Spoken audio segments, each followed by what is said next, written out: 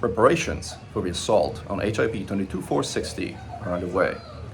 HIP 22460 is the site where the Proteus Wave was fired and the right Sentinel was destroyed in its orbit, and alas, where the individual known as Salvation has reportedly also died.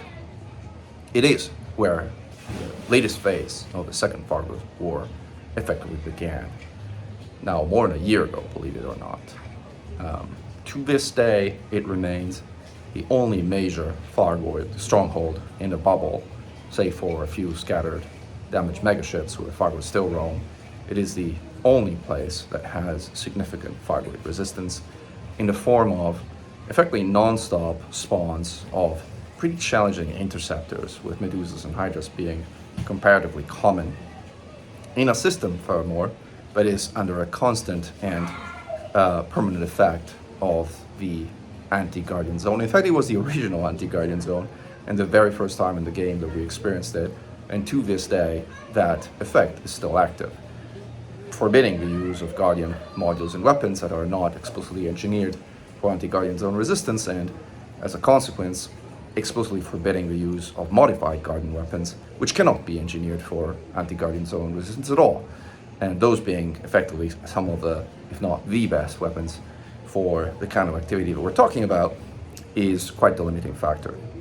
So, to be clear, and for the avoidance of any doubt, this will be quite a challenging operation.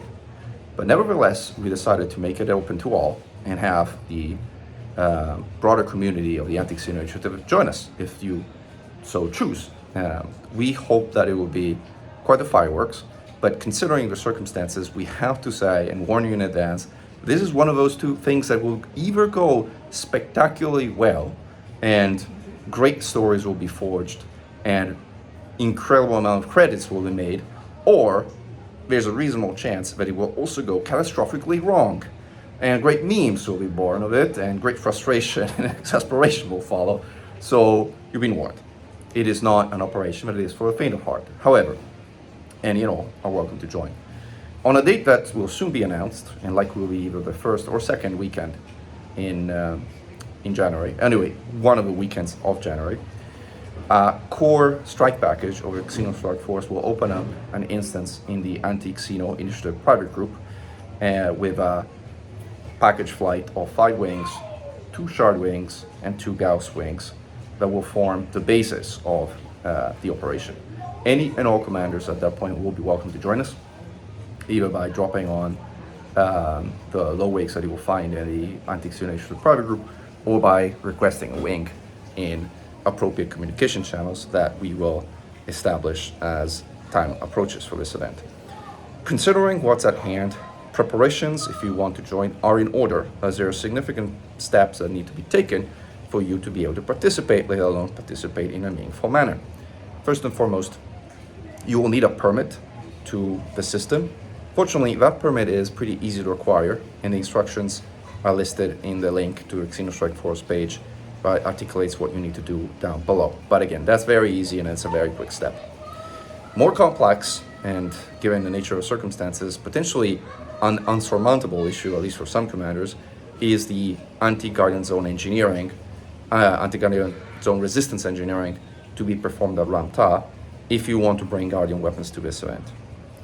That engineering requires 2 materials: caustic crystals, which are still available, still rare, but you can still get them at Titan graveyards, and hardened surface fragments, which, alas, are no longer available, as you could only obtain them from the surface of live Titans. And since there are no live Titans in the game right now, if you didn't stock up before the Call of Cojillo, then chances are you won't have them, and chances are that as a result, you will not be able at this time to apply anti-Guardian Zone resistance engineering if you have not pre-stocked on those materials.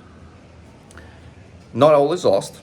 You can still participate, but you will need to bring human anti-Xeno weapons, the best of which are serious pre-engineered AX missile racks, second best being enhanced anti-Xeno missile racks.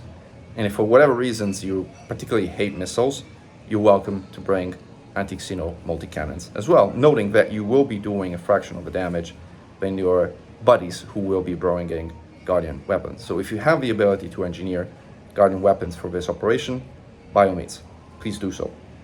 Which ones, you would ask? There's 2 weapons you will want to bring to this operation. Large shard cannons, please the fixed versions, because the toolkit version is garbage. So fixed large Guardian shard cannons are probably the best for general purpose in intent. The other 2 options are medium Guardian Gauss cannons. Those are excellent all-around weapons that you should probably have engineered for anti-Guardian zone resistance regardless. They will come in handy someday or another, I promise you.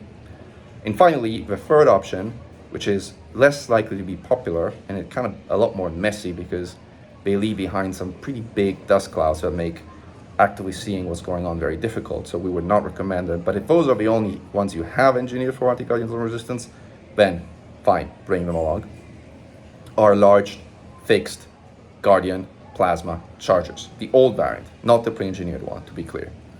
And again, they are not the best of a pack. If you can bring large shards or if you can bring medium Gauss, those would be preferred. The third option, if really you don't have any of the others and you happen to have plasma chargers, large old plasma chargers somehow engineered for anti-Guardian resistance engineering, then bring those. This will be a large instance, so we ask that everybody who joins has port forwarding enabled. If you don't, it will be a mess. The game absolutely croaks if 2 or more people show up who do not have port forwarding enabled, because that forces pretty much the entire instance into relay mode, or at least a significant portion of the instance into network relay mode. You don't need to understand what it means. You don't need to understand the technical details. What you do need to understand is that guards are going to start lagging, shutdown fields are going to start being super delayed, guards are going to spawn or become invisible randomly. Like the worst bugs the game ever experienced has to do with a game falling back into relay mode because 2 or more people in an instance do not have port forwarding enabled. So if you're going to join, please remember to enable port forwarding, select a port. You have to do that. You have to enable it in the network options from the main menu, not in-game. There's no network options in-game. You have to exit to the main menu, then select network options, then click enabled on port forwarding. You need to select a port. It doesn't matter which one you select, but you need to select one. Otherwise the setting will not stick. Don't ask me who designed it that way or why they designed it that way. I would not have designed it that way, but that's how it works. So click enabled, select any port you like. 5100 is a default and it's totally fine. Select that one if you don't have a preference. And then click apply and then restart the game, quit the game to desktop and restart the game. Then go into network options and make sure that UPnP looks at enabled. If that's the case, it worked. You don't need to do anything else. That's all you need. There are additional steps that are beyond the purpose of this video in case your router has specific configurations that prevent you from enabling UPnP, but we don't have time to get into those here right now, so bear with us. Ask for support in the applicable Discord or chain training channels if you need help with regards to that, and we will get you the sort of fallback configuration on how to make that happen.